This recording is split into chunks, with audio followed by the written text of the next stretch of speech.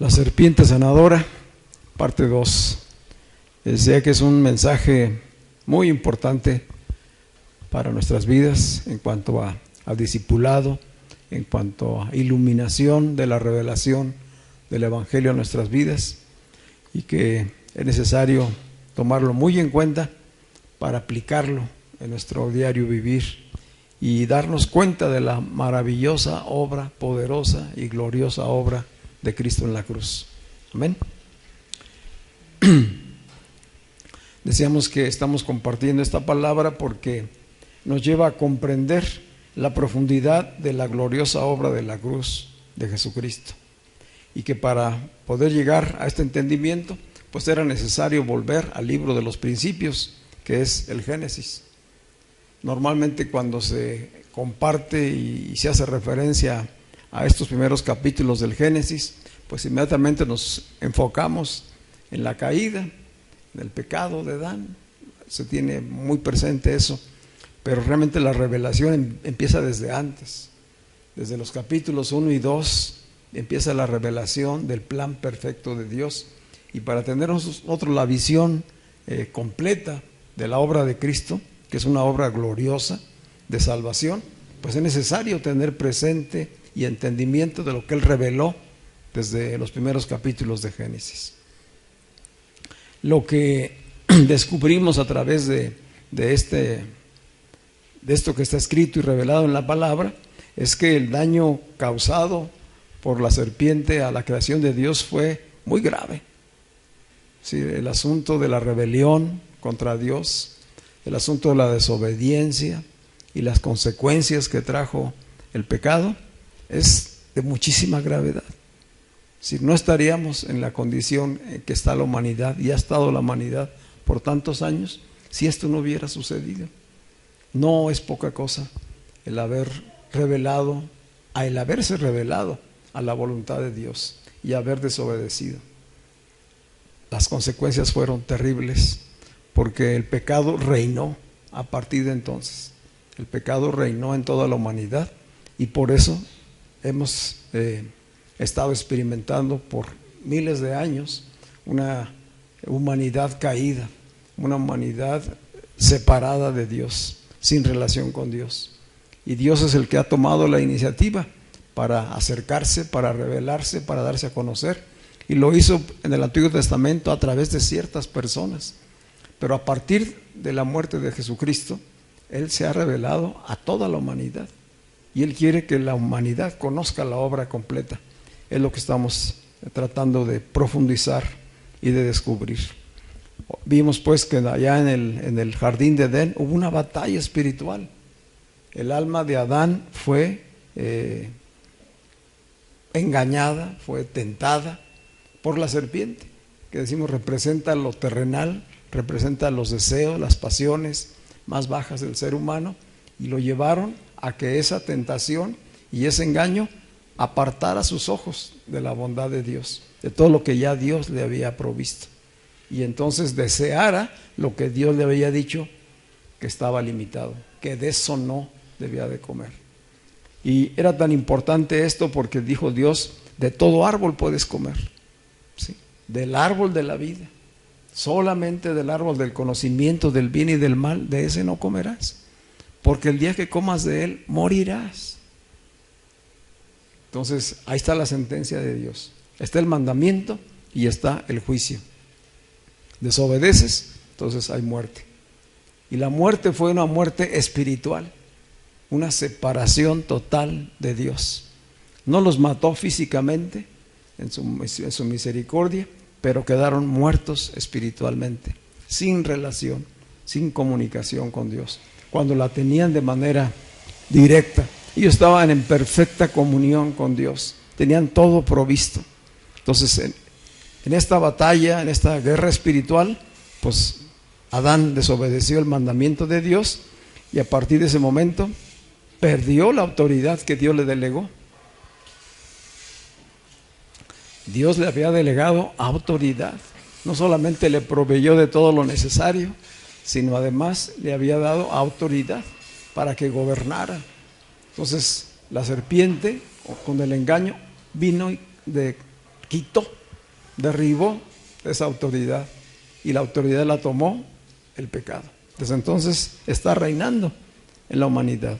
Esa serpiente que aparece en Génesis, en Apocalipsis ya es un gran dragón, ¿verdad? Es decir, ¿qué sucedió con esa serpiente que habla de la obra del pecado y la carne? Se convirtió, se transformó en un sistema, en todo un sistema, en un principado, en el príncipe de la potestad del aire, que ha estado dominando totalmente a la humanidad. Y de ahí la necesidad de un Salvador. Así pues que descubrimos que hay una relación simbólica entre la serpiente, la naturaleza terrenal, que es la carne, y el pecado. Es decir, la serpiente está representando eso, la naturaleza terrenal, humana del hombre, y el pecado mismo, los cuales con sus pasiones y deseos seducen el alma humana, y al seducirla la separan de Dios. Así fue como se abrieron las puertas a la rebelión, a la culpa y la vergüenza, y trajeron a existencia la necesidad, la enfermedad, el dolor y la muerte. Esto no existía en el jardín del Edén. Allí no existía necesidad, ni sabía Adán lo que era la necesidad. Él tenía plenitud y abundancia. No había enfermedad, no le dolía nada, no se enfermaba de nada, no había dolor, no había muerte. Con la rebelión y las consecuencias vino todo esto, y hoy la humanidad sigue padeciendo todo esto, ¿verdad? Entonces podemos entender que la raíz de los males está pues en el pecado. En Génesis 3, 22 y 23, bueno, antes de Génesis 3, 22, regreso a Génesis 3, 17. Dice en Génesis 3, 17,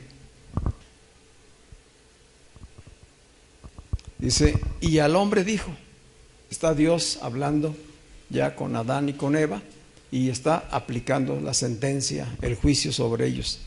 Y le dice a Adán, y al hombre dijo, por cuanto obedeciste a la voz de tu mujer y comiste del árbol de que te mandé diciendo, no comerás de él, maldita será la tierra por tu causa, con dolor comerás de ella todos los días de tu vida. O sea, fue terrible el castigo, ¿verdad? Es decir, hubo castigo para Eva, hubo castigo para Adán, hubo castigo para la serpiente en el juicio de Dios. Pero del castigo para Adán vino la maldición para toda la tierra. Maldita será la tierra. Entonces, ¿en dónde hemos vivido? ¿Cómo se ha desarrollado la humanidad en medio de la maldición? ¿Quién es el único que puede cancelar la maldición? Dios. Él fue el que decretó la maldición sobre la humanidad a causa del pecado de Adán. Pero dice que, ¿por qué lo maldijo? Por cuanto obedeciste a la voz de tu mujer. Y muchas veces se ha tomado esto como literal, decir, entonces las mujeres no deben mandar, y los maridos que obedecen a sus mujeres están maldecidos, ¿verdad? No es así, es simbólico, es una figura que está usando. Dijimos que Eva es figura del alma, es figura del alma humana, ¿verdad? Entonces, ¿qué obedeció Adán?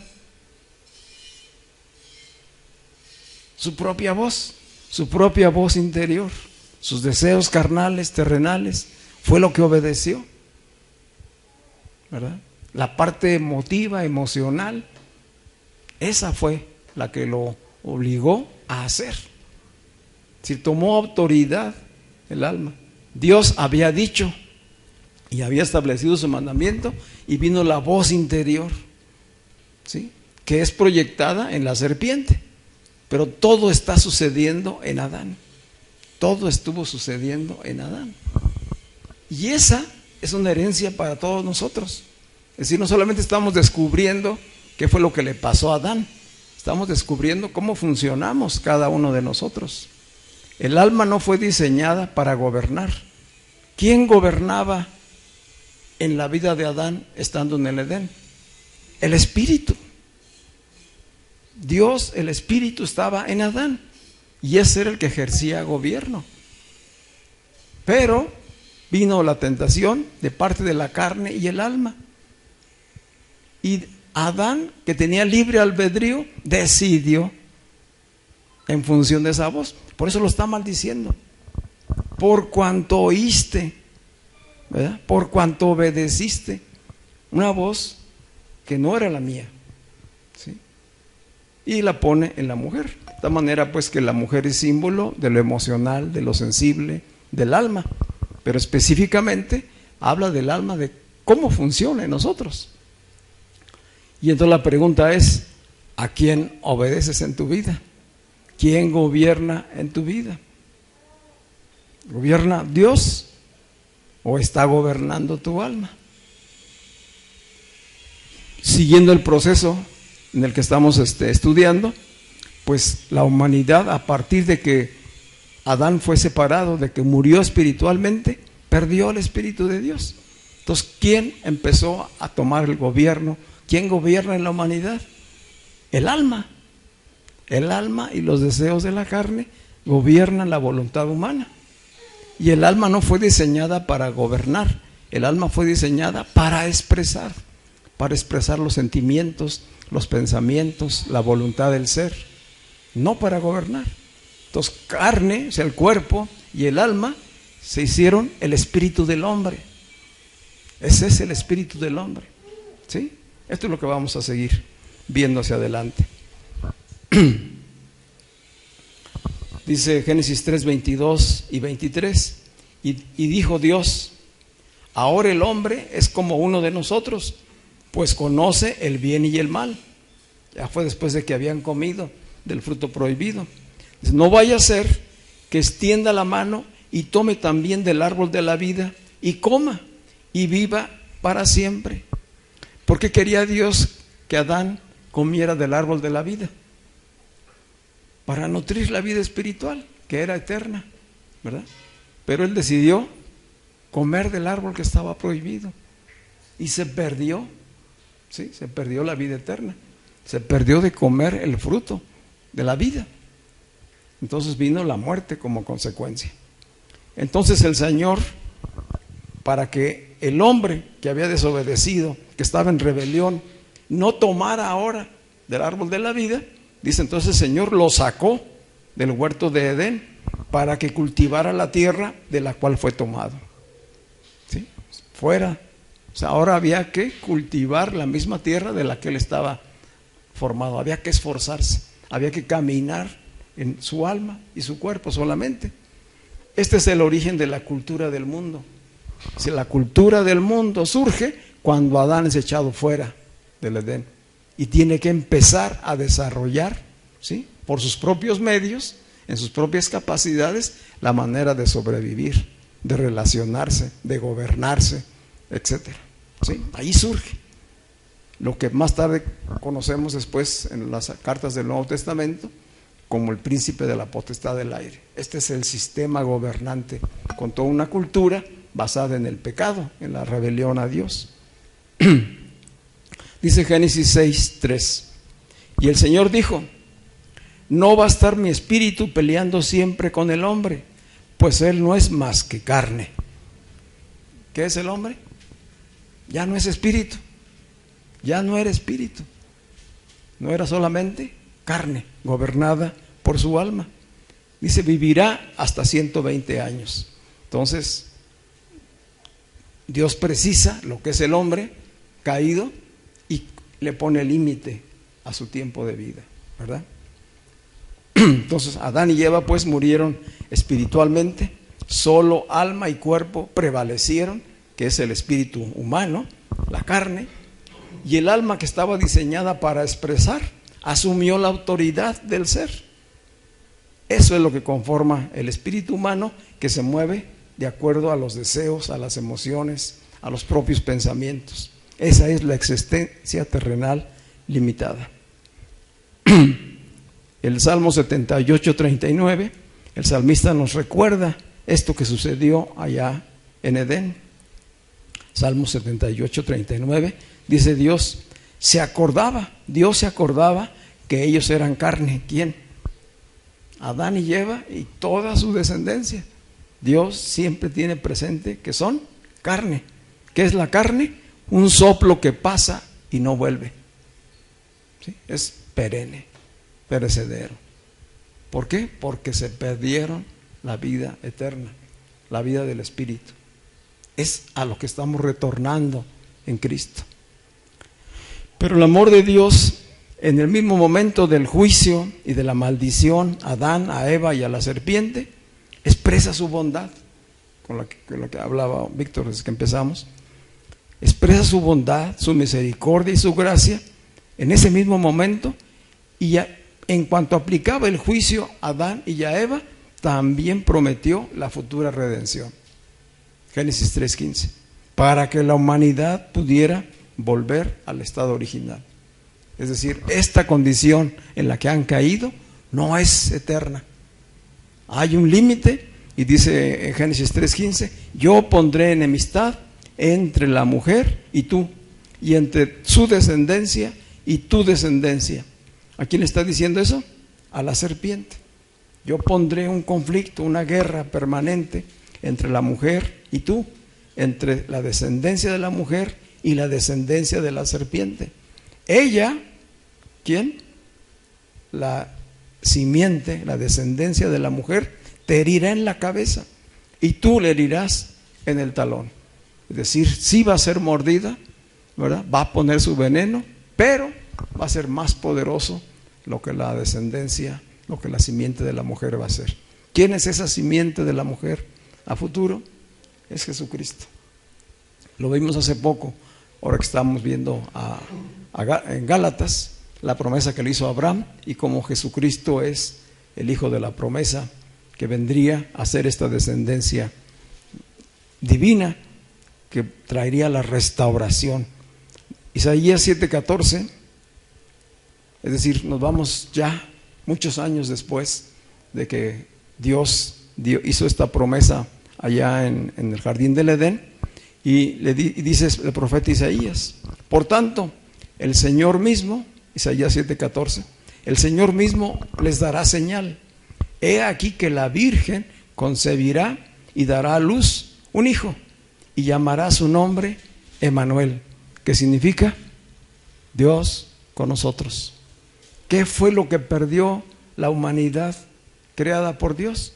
Perdió la presencia de Dios. Dios dejó de estar con ellos por la muerte espiritual, por la separación, que esto se ve reflejado cuando Él los saca del huerto del Edén.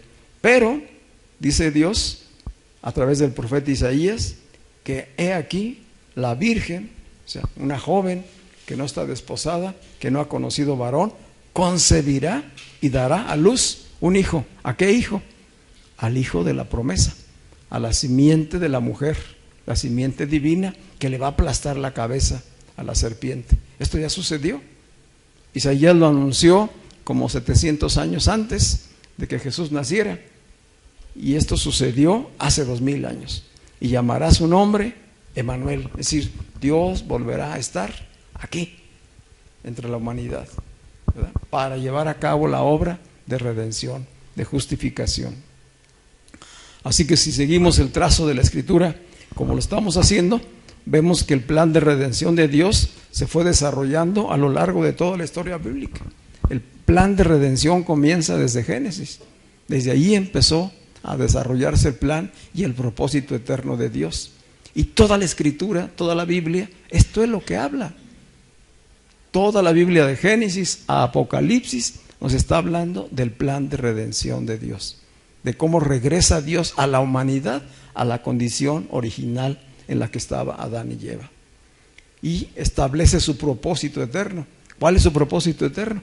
Que Dios sea conocido en la humanidad a través de Jesucristo y de aquellos que creyesen en Él, que es su iglesia. Así que esto se ha venido desarrollando, y decía que ya lo vimos en el llamado que Dios le hizo a Abraham.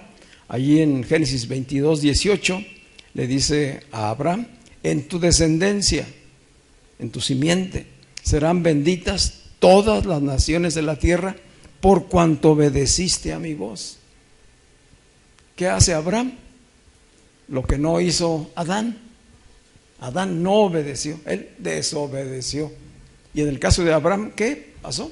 Él fue obediente a Dios, le creyó a Dios, y por eso es el padre de la fe, por eso es el escogido, para que de su simiente, de su descendencia, naciera el hijo de la promesa, aquel que vendría a restaurar todas las cosas, a cumplir el plan de Dios.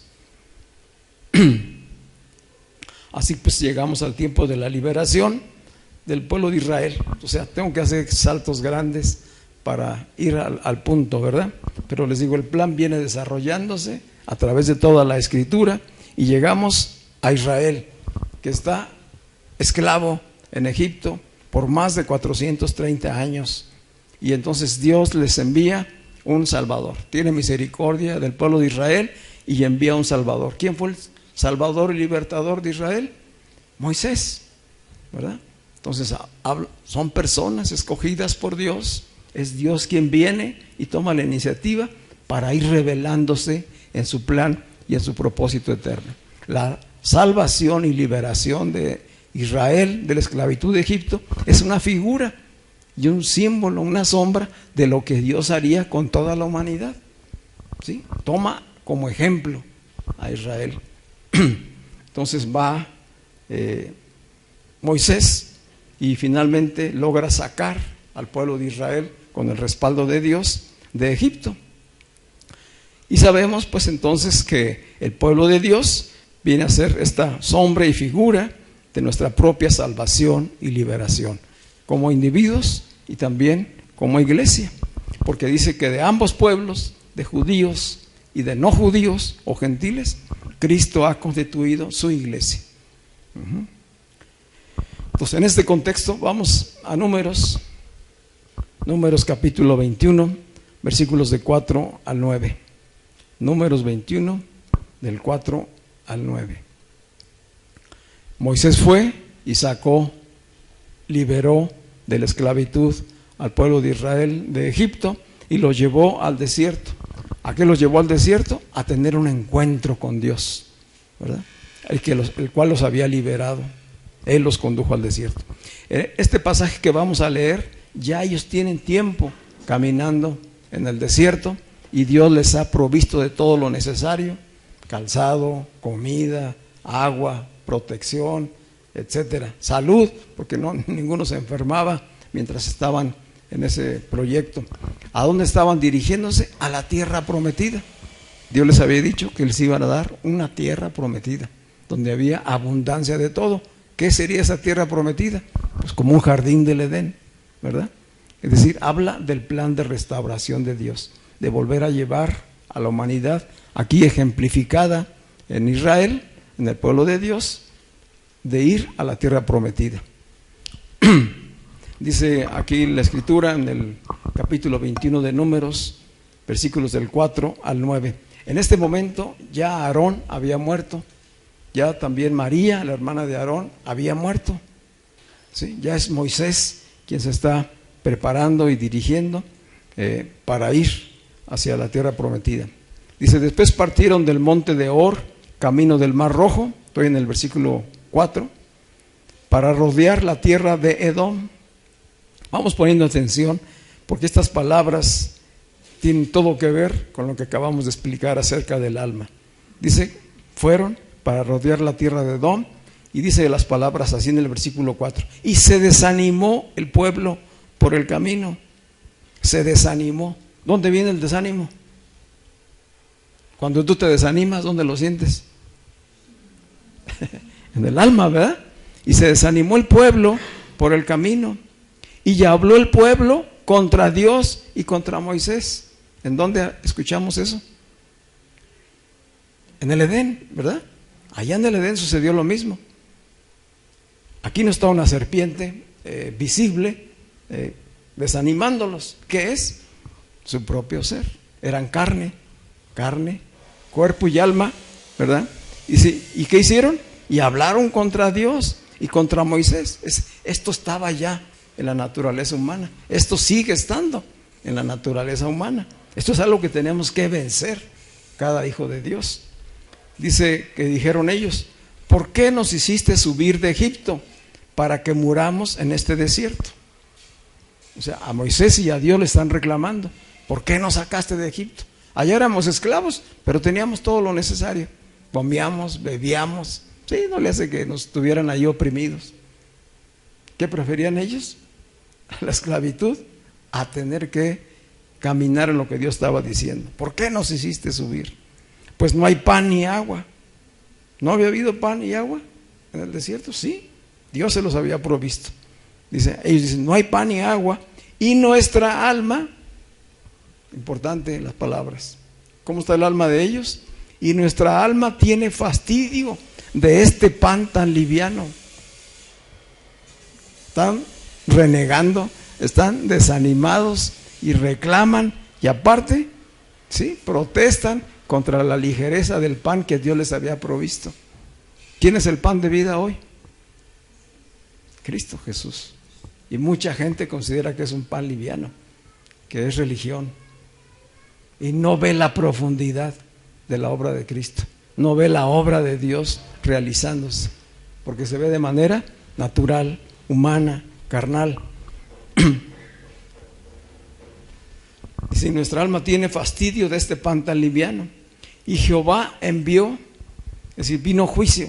Ellos están en estas condiciones que ya leímos, y entonces viene juicio de Dios.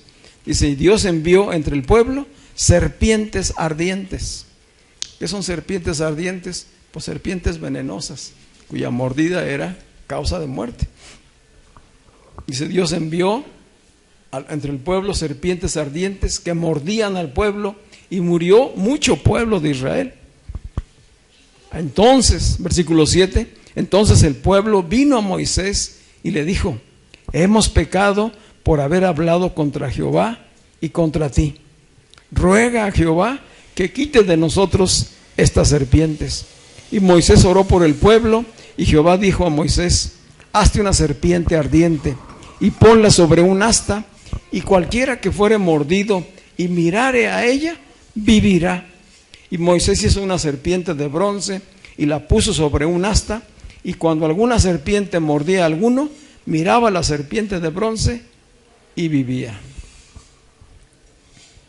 ¿Cómo fue el juicio de Dios? Con serpientes venenosas, serpientes ardientes que los mordían, ¿verdad? Y morían. Entonces el pueblo, por el temor, por la muerte que estaba rodeándoles, se arrepintieron, cosa que no hizo allá Adán. Aquí ellos dicen: vamos con Moisés y reconocemos que hemos pecado, que hemos hablado mal contra ti y contra Dios. ¿Sí? Y entonces Dios tiene misericordia de ellos, porque Dios tiene misericordia del que se arrepiente, del que se vuelve a Él, ¿verdad? Una vez que está conociendo la realidad y la obra de justicia de Dios. Entonces se arrepienten, y Dios con misericordia le dice a Moisés: hazte una serpiente de bronce y ponla ahí en el asta, y todo aquel que sea mordido y voltee hacia el asta, hacia la serpiente que está en el asta, será sanado. ¿Habría algún poder en la serpiente de bronce y en el asta para sanar? ¿Habría poder en esa serpiente? No. ¿Dónde estaba el poder para sanar? En lo que Dios dijo. En lo que Dios dijo, ¿verdad? En la voz de Dios. Sí, Moisés siguió las instrucciones y lo hizo, pero el pueblo tenía que creer. Seguramente Moisés les dijo: todo el que sea mordido, dice Dios, que si voltea y ve el asta que está levantada en alto con la serpiente de bronce, va a ser sanado. Si a ti te dijeran eso, ¿cómo reaccionarías? ¿Se necesitaba fe? Había que creerle. ¿verdad? O morirse. O le crees o te mueres. ¿Qué sucedió con ellos? Le creyeron a Dios, miraban a la serpiente en el asta y eran sanados. Tremendo, ¿no? Así que Moisés fue obediente a la palabra de Dios, les hizo la serpiente de bronce y la puso en lo alto. Y la gente creyó, el pueblo de Dios que había sido mordido, creyó la palabra de Dios. Entonces el poder vino por haberle creído a Dios, a la misericordia que Dios había tenido por ellos. El bronce, dice que es una serpiente de bronce. El bronce en la Escritura representa el justo juicio de Dios. El bronce representa el justo juicio de Dios. Esto es un símbolo muy importante. O sea, esta asta es un anuncio profético de lo que había de venir después a través de Jesucristo. Entonces el bronce, representa el justo juicio de Dios, y esto está confirmado en la disposición del tabernáculo. Ahorita no lo podemos ver con detalle, pero en Éxodo 27, versículos del 1 al 8, se describe el altar de bronce, uno de los utensilios que había en el tabernáculo. El altar de bronce era el lugar donde se sacrificaban los animales que eran ofrecidos por el pecado. Y el altar de bronce estaba hecho de madera y recubierto todo de bronce. Entonces ese altar era un altar de juicio, de sacrificio por el pecado. Y era el pecado tanto del sacerdote como de los miembros del pueblo de Israel que iban y ofrecían el sacrificio por sus pecados. Allí se hacía el juicio de Dios y temporalmente eran librados, perdonados de su pecado. Vemos pues que aquí hay un anuncio, hay una figura profética de lo que sería la obra de Jesucristo. ¿Sí? Esta serpiente de bronce que representa el justo juicio de Dios, pero también el poder de su palabra para perdonar y para sanar, está ya representado ahí. Esto sería semejante a lo que sucedería en la cruz, por eso lo estamos tomando. La madera en la Escritura representa a la humanidad. La madera, los árboles representan al ser humano en la Escritura. Entonces a la hora que se refiere a árboles, habla de humanidad, habla de nosotros. Y la madera, como consecuencia, habla de nuestra naturaleza carnal y humana natural.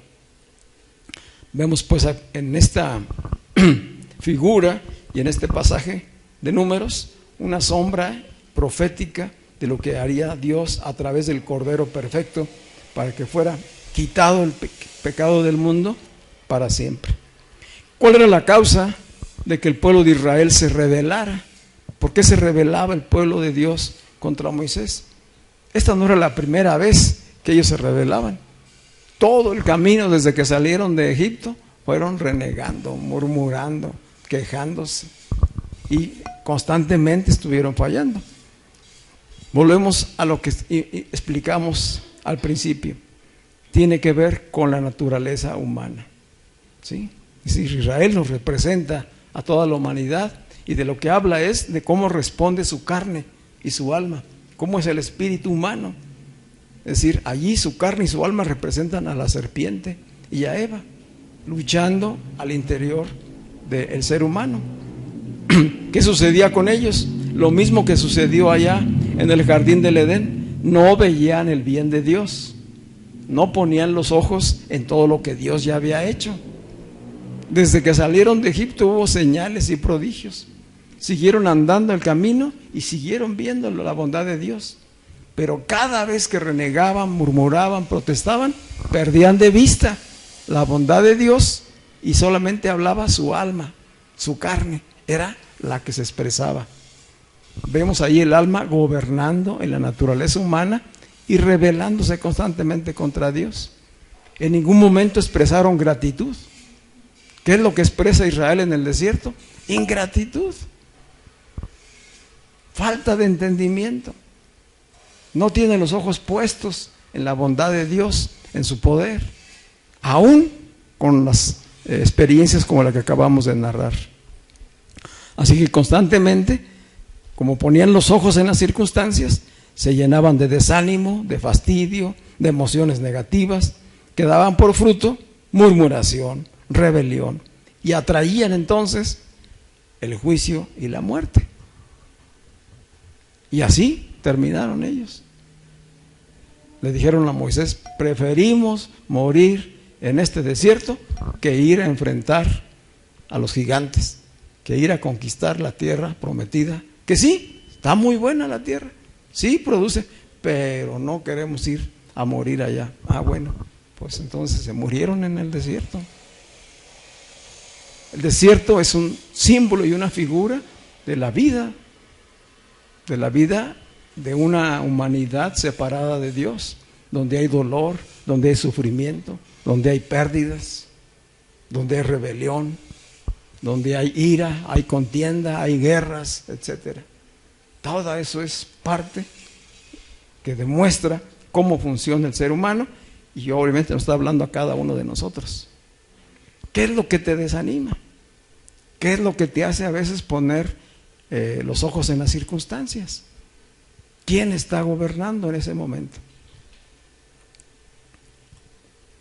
Sin embargo, vemos la bondad de Dios y su misericordia, porque en cuanto ellos se arrepintieron y confesaron su pecado, Dios mandó la sanidad por medio de la serpiente. De tal manera que las serpientes que habían causado dolor y muerte, por el poder de Dios y el llamado a la fe, fue transformada en serpiente de sanidad.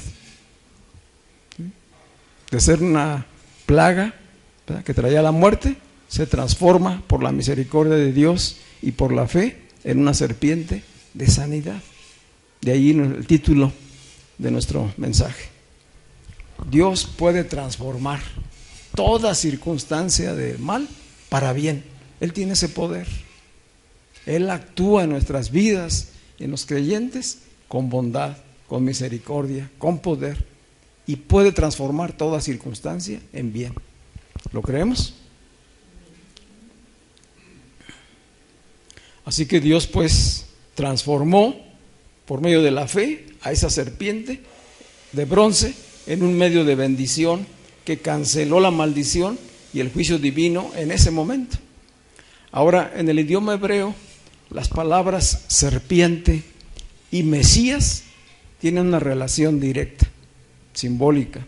La palabra serpiente es Nahash en el hebreo, y la palabra Mesías es Mashiach en el hebreo. Ambas palabras tienen el mismo valor numérico. Recuerden que en el hebreo cada letra tiene un número, un valor. Entonces, es el mismo valor para serpiente que para Mesías. ¿Quién es el Mesías? Cristo, ¿no?, el ungido de Dios. Entonces, en el hebreo vemos que desde entonces hay una revelación. Había una relación entre serpiente y Mesías. Si sumamos los números de las palabras, tanto de serpiente como de Mesías, dan 358. Y si sumamos el 358, o sea, 3 más 5 más 8, da 7. Y ese 7 es el número de perfección en la Escritura. De tal manera que habla proféticamente de la perfección, de la finalización de lo que Dios haría de restauración por la humanidad.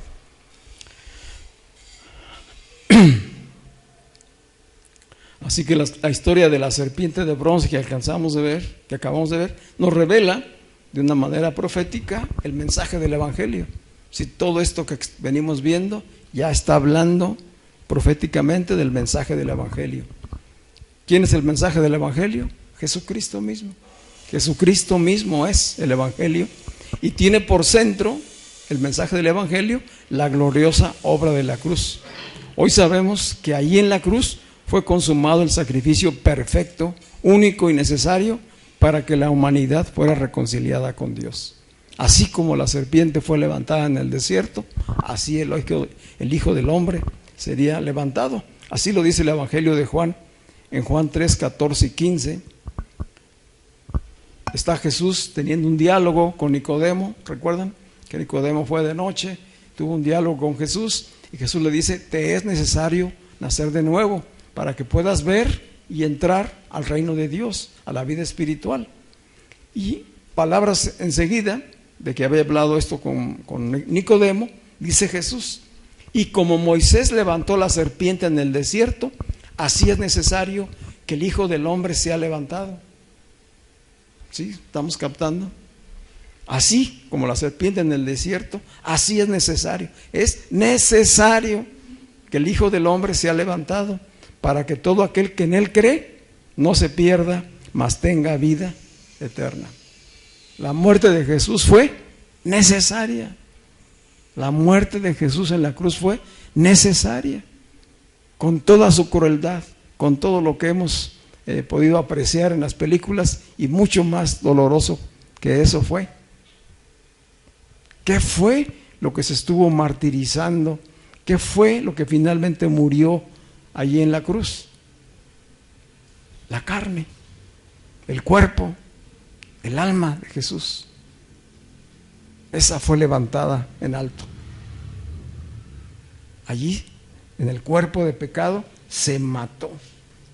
En el sacrificio se purificó toda la maldad, todo el pecado, toda la perversión de la humanidad, toda la rebelión, toda la desobediencia, toda ingratitud, todo dolor, toda enfermedad. Ahí fue puesto.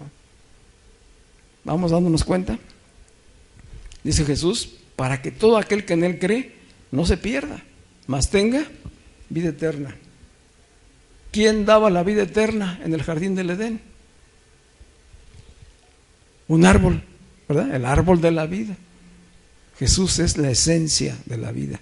Él mismo es el árbol de la vida, revelado y presente hace 2000 años en medio de la humanidad. Y hoy nos sigue llamando a que comamos de Él, a que comamos de ese árbol. Si seguimos comiendo solamente del árbol del conocimiento del bien y del mal, pereceremos. Pero si comemos del árbol de la vida, que ya fue exhibido públicamente y que fue sacrificado por causa de nosotros, tendremos vida eterna, dice Jesús. Solamente el sacrificio de Jesús podía darnos salvación y libertad. ¿Por qué? Porque Jesús nos demuestra a través de su vida, de su ministerio, que Él gobernaba su alma. A diferencia de Adán, Jesús no fue gobernado por su alma. Jesús gobernaba por el Espíritu. Él por el Espíritu sujetaba, gobernaba sus emociones, sus pasiones, sus deseos, porque estaba en un cuerpo humano como el tuyo y como el mío. Y fue tentado y probado en todo. Y en ningún momento cedió. Así como Adán, Cristo fue al desierto. Y allí fue enfrentado al diablo, a la serpiente de allá del Edén. Y aunque fue tentada su alma, ¿cuál era la tentación? Que no fuera a la cruz, que tomara el poder y el reino de Dios sin necesidad de ir a la cruz. Fue lo mismo que le ofreció la serpiente a Adán en el Edén. Come primero de lo que te prohibió Dios y después del árbol de la vida. Acá la serpiente le está diciendo a Jesús: yo te puedo dar todos los reinos, yo sé que tú puedes convertir las piedras en pan, etcétera. Ustedes saben lo que sucedió allí. Es la misma proyección. La misma proyección que tuvo Adán allá en el jardín del Edén es la que está teniendo Jesús en el desierto. Y Él venció, porque era gobernada su alma por el Espíritu. Él no caminaba en los deseos de su carne.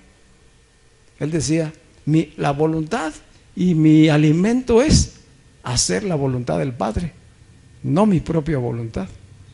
Él estaba totalmente bajo autoridad, bajo el gobierno de Dios, por el Espíritu que estaba en Él. ¿Amén? Así que Él, que sometió su alma, que era el único justo, fue quien ofreció su cuerpo en sacrificio. No había otra manera. Por eso era necesario. Nadie más podía haber hecho eso, porque todo lo demás estaba maldito, condenado a causa del pecado.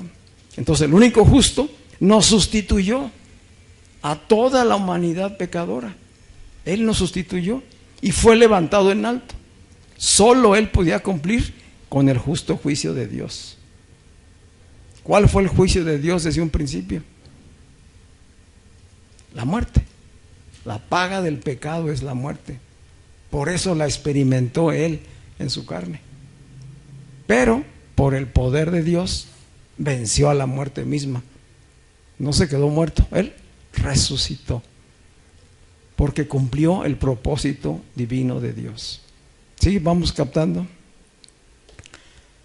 La muerte en la cruz es algo doloroso, de mucho sufrimiento, terrible. O sea, no hay palabras para describir todo el sufrimiento, todo el dolor que padeció Jesús como ser humano, pero cumpliendo la voluntad de Dios, porque así estaba escrito. ¿Cómo estaba escrito? Que la simiente de la serpiente le mordería el talón, pero que él le aplastaría la cabeza. Entonces, esa mordida en el talón es esa muerte que finalmente sufrió Jesús en la cruz. Pero por la resurrección, Él le aplastó la cabeza. Sí, Él fue afligido, se murió, se mató su cuerpo, porque en Él fueron cargados los pecados de toda la humanidad caída. Pero finalmente Él es la simiente de Dios prometida. Él es la simiente de la mujer, nacido de una virgen, que finalmente le aplastó la cabeza a la serpiente. La serpiente está derrotada, está vencida, no tiene poder. Dijo Jesús: ningún poder tiene sobre mí el príncipe de este mundo. Es decir, la serpiente, el pecado, ningún poder tiene sobre él. Dice Colosenses 2, versículos 13 y 15. Colosenses 2, 13 y 15. Ustedes estaban muertos. ¿Quiénes ustedes? Todos nosotros. Estaban muertos a causa de sus pecados, estaban muertos a causa de sus pecados y porque aún no les habían quitado la naturaleza pecaminosa. Entonces, estando en esa condición, Dios les dio vida con Cristo al perdonar todos nuestros pecados. Él anuló el acta con los cargos que había contra nosotros. ¿Cuál es esa acta? La ley de Moisés. Esa fue anulada y la eliminó clavándola en la cruz. De esa manera desarmó a los gobernantes y a las autoridades espirituales. Los avergonzó públicamente con su victoria sobre ellos en la cruz. Así que lo que era para muerte, ¿verdad? Esa muerte en la cruz era maldición, se transformó en una victoria y en una bendición de gracia y de amor para toda la humanidad, para todos aquellos que creen y confían en Él. ¿Sí? Es decir, si vemos todo el simbolismo, la serpiente que representa el cuerpo, la parte humana terrenal, esa murió allí en la cruz. Cristo la crucificó. ¿Sí? Dice Juan 12, 31 y 32: ahora es el juicio de este mundo, cuando estaba por suceder el sacrificio de Cristo. Ahora el príncipe de este mundo será echado fuera. Y si yo fuere levantado de la tierra, a todos atraeré a mí. Porque Cristo murió por los pecados una sola vez, dice el apóstol Pedro. El justo murió por los injustos para llevarnos a Dios. Muerto en la carne, pero vivificado en el Espíritu. Entonces, en la cruz, el cuerpo del pecado que había sido heredado de la naturaleza caída de Adán fue muerto. Jesús pagó así, con su muerte, la transgresión del mandamiento. Lo que allá hizo Adán en el jardín de Edén, acá Jesús pagó y cumplió con la demanda de Dios. La sangre que derramó Jesús es la sangre del justo. Esa sangre purifica a los pecadores y sana de toda enfermedad. Dice, porque por sus llagas fuimos sanados. Así lo dice Isaías, que lo profetizó antes. Dice, ciertamente Cristo llevó nuestras enfermedades y cargó con nuestros dolores. Con todo, nosotros le tuvimos por azotado, por herido de Dios y afligido. Mas Él herido fue por nuestras transgresiones, molido por nuestras iniquidades. El castigo por nuestra paz cayó sobre Él, y por sus heridas hemos sido sanados. ¿De qué nos sanó?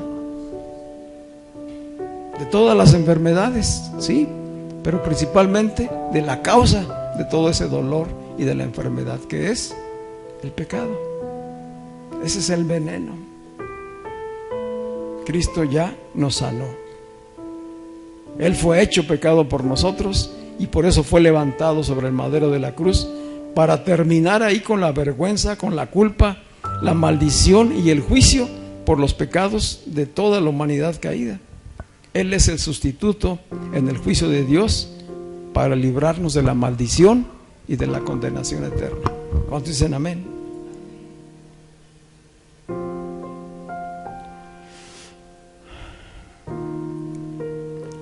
Dice después el apóstol Pablo en la segunda carta a los Corintios, capítulo 5, versículo 17: de modo que si alguno está unido a Cristo, casi todos hemos oído este versículo, ¿verdad? O no lo sabemos de memoria.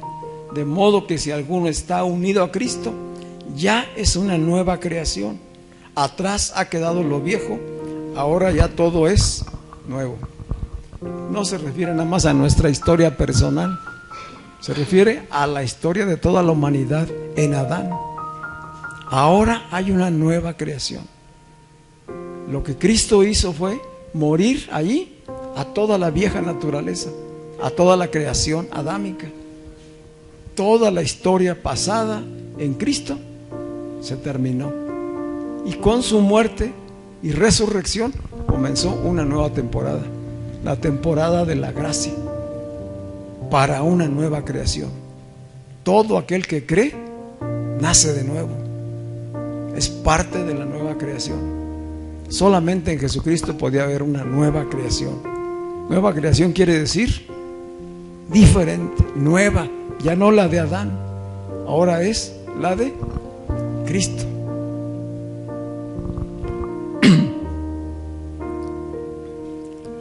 Por eso dice Pablo a los Romanos en 8:1: por consiguiente no hay ahora condenación para los que están unidos a Cristo Jesús, los que no andan conforme a la carne, sino conforme al Espíritu.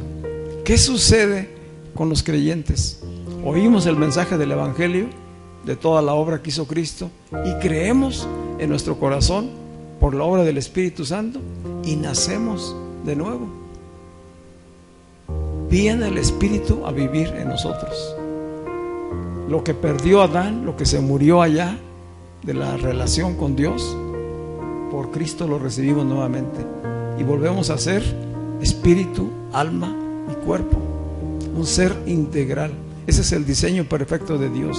El hombre es un ser integral, espíritu, alma y cuerpo.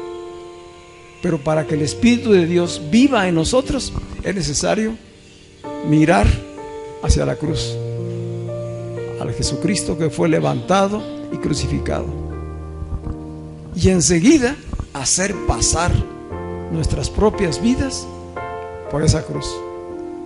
Como dijo Pablo, con Cristo estoy juntamente crucificado. O sea, no solamente Él fue el sustituto, sino que se requiere que cuando tengo el entendimiento, yo mismo pongo ahí mi cuerpo, mi alma, para que también juntamente con Cristo sean crucificados. Y entonces sea yo una nueva creación, porque el Espíritu viene a morar en mí.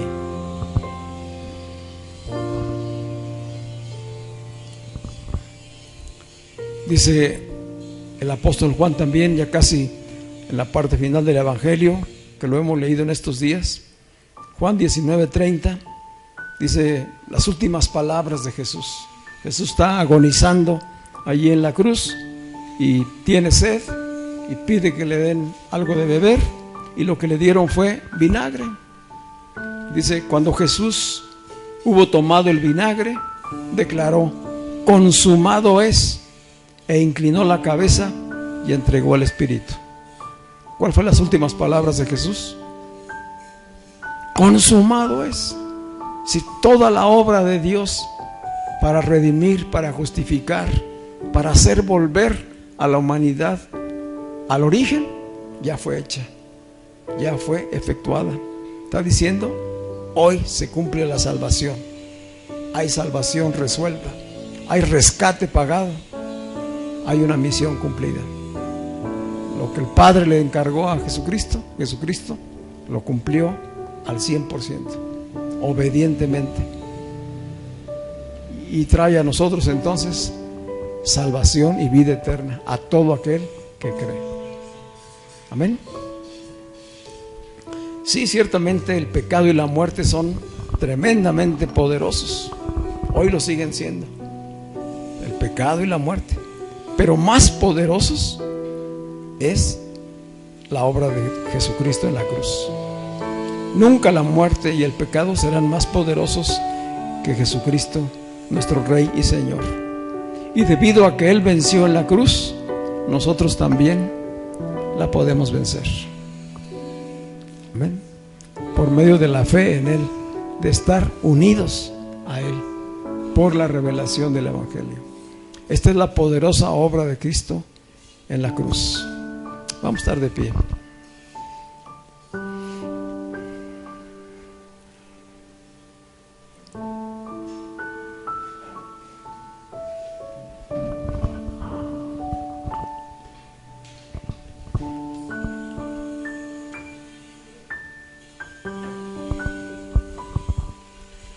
Este es el Evangelio completo.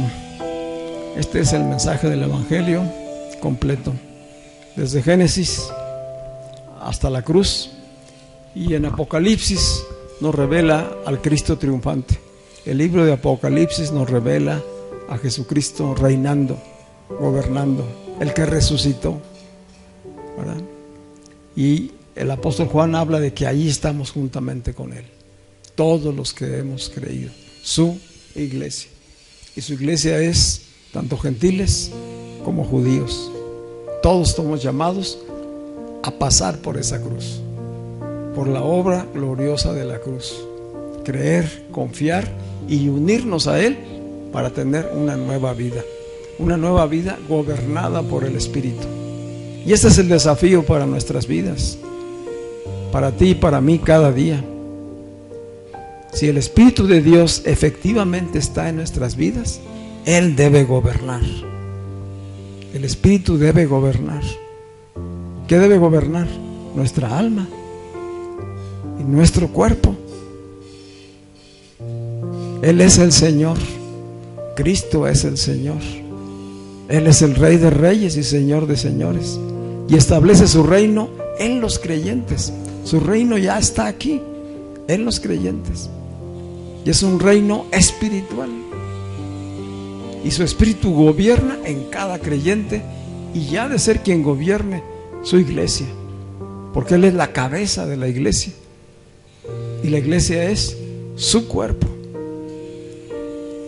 Todo esto que hemos escuchado por mucho tiempo requiere iluminación de nuestro entendimiento. No solamente conocimiento, sino experimentarlo como una realidad. Si Adán no muere en nuestras vidas, si Adán no es sacrificado, crucificado en la cruz, Él sigue reinando en nuestras vidas. Y es una vida separada de Dios, separada, donde no podemos ver el bien de Dios, porque tenemos los ojos puestos en las circunstancias terrenales y naturales.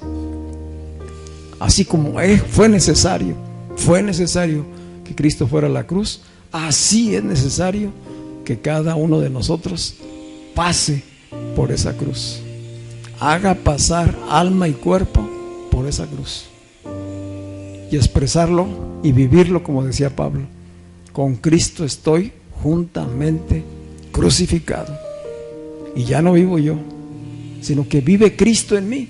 El Espíritu de Cristo vive en mí, y lo que ahora vivo, lo vivo en esa fe, en la fe del Hijo de Dios que me amó y se entregó por mí. Y en esa gratitud, en esa convicción de fe, camino en el Espíritu. Hoy tenemos nueva vida espiritual. Y esta oferta de vida en el Espíritu, esta oferta de nueva creación, está abierta para todos. Para todo aquel que cree en la palabra del Evangelio. Para todo aquel que pone los ojos en ese sacrificio glorioso que ya fue hecho en la cruz y cuya obra está completa para nuestra salvación y nuestra redención. Amén. Padre, gracias por tu palabra revelada, Señor. Hoy pedimos, Señor, que tú ilumines nuestro entendimiento, Señor. Alumbra los ojos de nuestro entendimiento. De cada uno, Señor, de los que escuchan el Evangelio completo, predicado, revelado, para salvación, Señor. Así lo dijiste. Todo aquel que cree en mí tiene vida eterna. Y esta vida está en el Hijo. En el Hijo. Si el Hijo nos da la vida, seremos verdaderamente libres. Verdaderamente libres. Libres de condenación, libres de la culpa, libres de la enfermedad y de todo aquello que trae aflicción y sufrimiento a nuestras vidas, porque la obra está ya completa. Padre, te damos gracias esta tarde, Señor. Te decimos, Señor, sella esta palabra en nuestra mente y corazón, Señor, que podamos hacer la vida, que pueda nuestro ser interior experimentar la nueva vida que tú nos estás dando a través de Cristo, Señor. Que tu palabra no solamente sea información o conocimiento, sino que sea espíritu y vida que nos transforme, Señor. Gracias te damos hoy por esta oportunidad que tenemos de haberte conocido, Señor, y de haber estado todo este tiempo caminando, Señor. Hoy pedimos, Padre, que a todo aquel que escucha, Señor, abra sus oídos espirituales y traiga salvación a su vida, perdonándolo y justificándolo en Cristo Jesús. Amén. Le damos un aplauso al Señor.